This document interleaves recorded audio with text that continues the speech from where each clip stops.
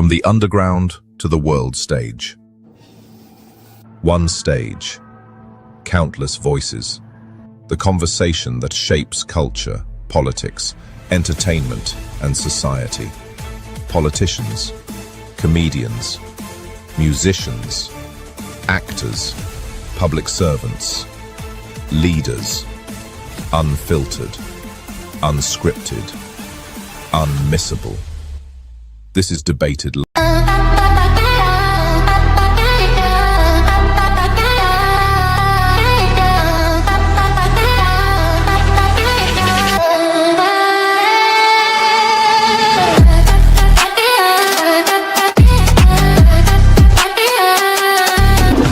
You're watching Debated!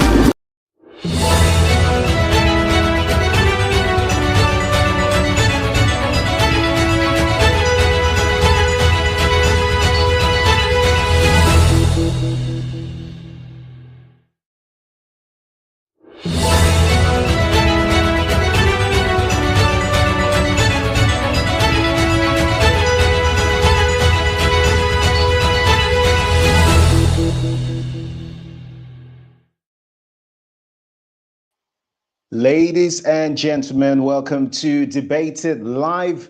Right here is the 24th of December, 2025. My name is Jordan Kensington and I'm your host. What will be an amazing show today. We've got several special guests on the show today, as usual. Apologies for the listeners that tuned in earlier because we were running late. We don't normally run late, but these things do happen. It's a day before the big one. It's 24th of December. So yes, we are live and direct, and we have a special guest coming on the show today. It's a really, really special guest coming on the show. And just to give you a little background, when I saw, literally a couple of years ago, when I saw this guest online talking at this massive conference called TEDx, it literally, my team brought this video to me and I saw it. I said, nah, this is special on next level. And years after years, each year, this video still goes viral because it's probably the first time anybody has got onto the stages in the West to really explain to them what's really going on. Not like they don't know, but sometimes you need to spell it out to people. So before I introduce the guest, let's see a little bit about what I'm talking about, how I got to know the guest myself.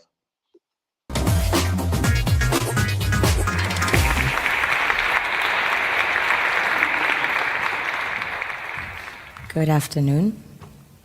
I am Malens, and I come from the richest country in the world. It is located in the richest continent in the world, in the west of the richest continent. My country is called Sierra Leone.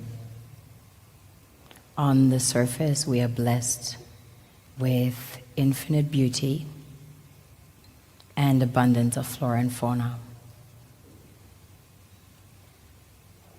producing the most exquisite harvest of coffee, cocoa, fruits, vegetables, and caoutchouc. You name it, we've got it. We also have diverse wildlife and vast marine resources, and waterfalls and rivers that run into the most beautiful beaches. The land is golden, literally, a true paradise. Which, of course, is inhabited by the most beautiful souls.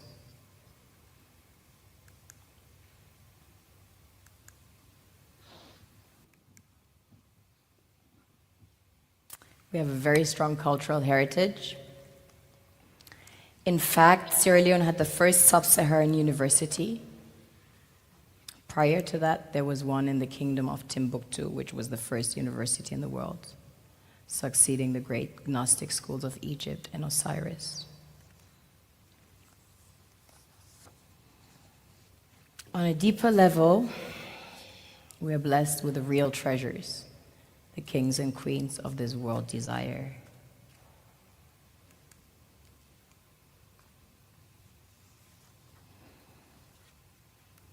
This was the largest alluvial diamond ever found. It weighs almost 1,000 carats, 969 to be precise. This beauty was found by an old lady in her backyard about 2 years ago, 125 carats. Some people mine gold in their backyards. That's quite common. Besides gold and diamonds, we have about 20 precious minerals that have been discovered as of today. We recently started extracting huge petroleum reserves that have been discovered. We have platinum, ilmenite to make titanium, rutile to coat jets, iron ore, the largest iron ore deposits in Africa, the third largest in the world.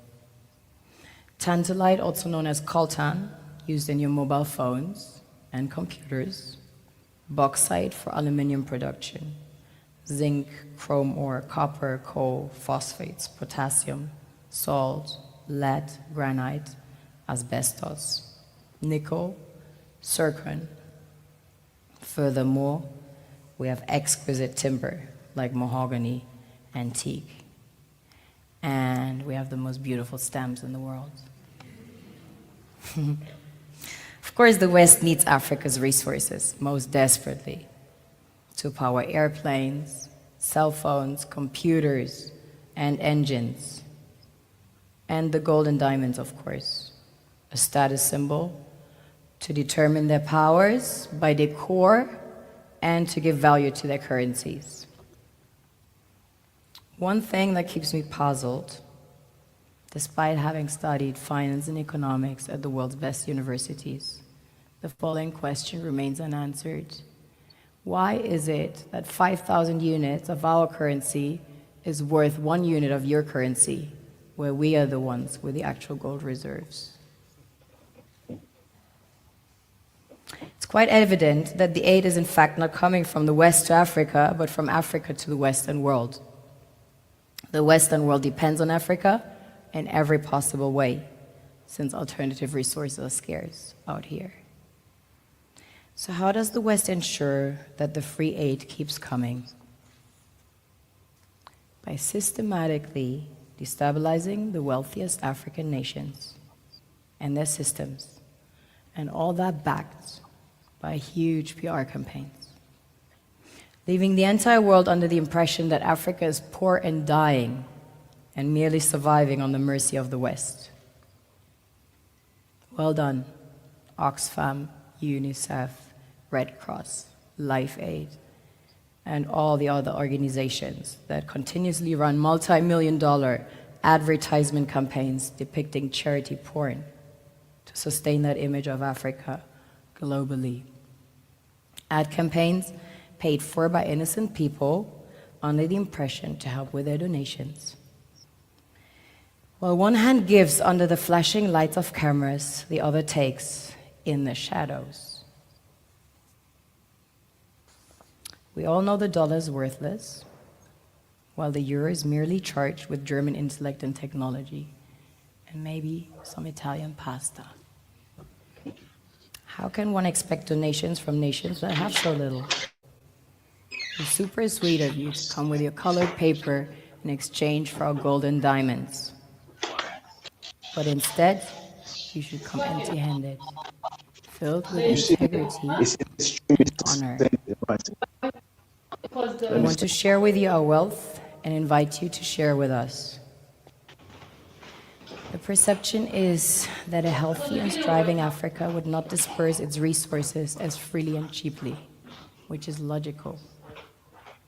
Of course, it would instead sell its resources at world market prices, which in turn would destabilize and weaken Western economies, established on the post-colonial free meal system.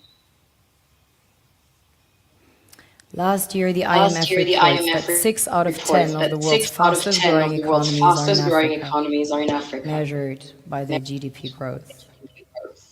The French Treasury, for example, is receiving about $500 billion